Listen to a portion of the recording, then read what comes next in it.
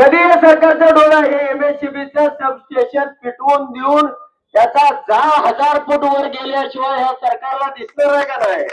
सरकारला कधी काय केलं म्हणजे दिसणार आहे? अरे किती जणांचा जीव गेलं? कुणी आता आमदारनं जीव दिला म्हणजे तुम्हाला कळणार आहे का? तुमच्यामध्ये काही संवेदना आहे का नाही? आणि मग सरकारच्या कशाला आम्हाला पेटवायला लागायचंय का? ते चुलीत घाला ना, आम्ही लाकडे घालतोय, तुमची वीज नाही पाहिजे आम्हाला सरकार नावाची गोष्ट, त्याला काहीच देता येत नाही.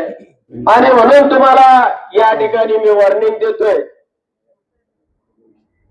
येणाऱ्या 5 दिवसामध्ये तालुक्यामध्ये टप्प्याटप्प्याने एक बी गावामध्ये एक बी रानातली सिंगल फेजची वाडी वस्ती एक पण घर अंधारामध्ये राहता कामा नये. 6 ते 10 वाजेपर्यंत तुम्ही पहिल्यांदा 50 अँपिअर पर्यंत लोड सेट करा. त्यानंतर टप्प्याटप्प्याने 10-15 दिवसांनी पुन्हा 40 वर आणा, 35 वरती आणा. हे तुमचं काम आहे, तुमची जबाबदारी आहे.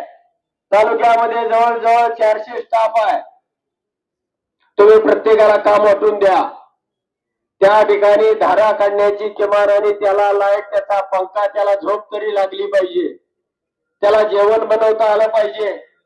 आणि काय व्यवस्था करायची ती करा.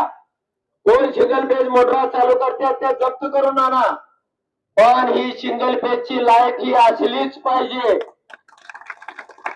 आणि जर ती तुम्हाला देता येत नसेल तर या तालुक्यामध्ये एकाही कर्मचाऱ्याला या एमएससीबी मध्ये थांबायचं नाही.